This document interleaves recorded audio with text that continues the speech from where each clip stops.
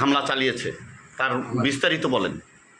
আমাকে হামলা চালিয়েছে আমাদের এই যে দক্ষিণখান গাওয়াইরের আসলে অনেক বড় সন্ত্রাস। এই নাম হচ্ছে সিরাজ, গুন্ডা সিরাজ বলে সবাই চিনে।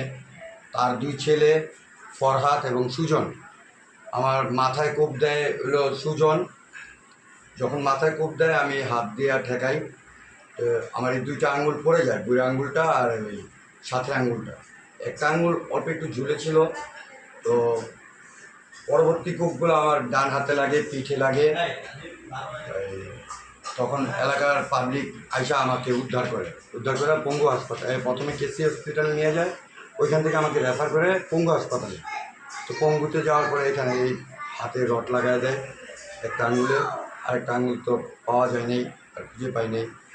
আর এই গাওয়ারের সিরাজের নামে অনেকগুলো মামলা আছে, তার ছেলেদের নামে মামলা আছে। তারা মাদক ব্যবসায়, তারপর এই সন্ধ্যার পর একটা আড্ডাখানা, এগুলা আসলে বাধা বিঘ্ন নিয়ে, এগুলো নিয়েই। তারা কি কোনো দলের সাথে সম্পৃক্ত আছে? এক সময় সিরাজ বিএনপির সাথে জড়িত ছিল, এখন বহিষ্কারকৃত, এখন আর বিএনপি করে না। বিএনপি করতে চায় কিন্তু দল থেকে কোথাও তারে কোনো জায়গা থেকে জায়গা দেয় না। আপনি কি কোনো দলের সাথে সম্পৃক্ত আছেন? জি, আমি দলের সাথে সম্পৃক্ত আছি। আমি ছাত্রদল করছি, ছাত্রদলের ইউনিয়নের সহসাংগঠনিক সম্পাদক ছিলাম। ওইটা মৌখিক কমিটি। কত সালে? 7 বছর। এটা 2004 সাল থেকে আমি 2009 সাল পর্যন্ত আমি ছাত্রদলের কমিটিতে ছিলাম।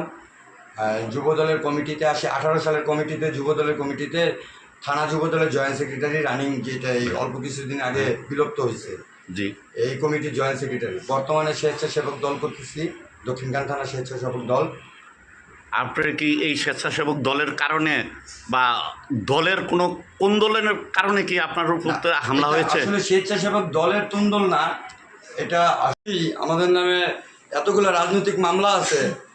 আর এই 17 বছর ভুক্তভোগীর পরেও এই আজকে যখন সামনে একটা দিন আসতেছে, আমাদের আসে নাই এখনো, দিন আসতেছে, এই সময় আইসা যে আমাদের ভাবমূর্তি নষ্ট করার জন্য এই মাদক ব্যবসায়ীরা তারা এইভাবে যে এই হামলা করবে, ওপেন হামলা করবে, এটা আসলে মানার মতো না।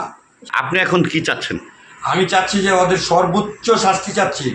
বাংলাদেশ সরকারের স্বরাষ্ট্র উপদেষ্টার কাছে আমি শাস্তি চাচ্ছি, প্রধান উপদেষ্টার কাছে শাস্তি চাচ্ছি। বাংলাদেশ সরকার যাতে তাকে সর্বোচ্চ শাস্তি দেয়, সেটাই চাই আমি।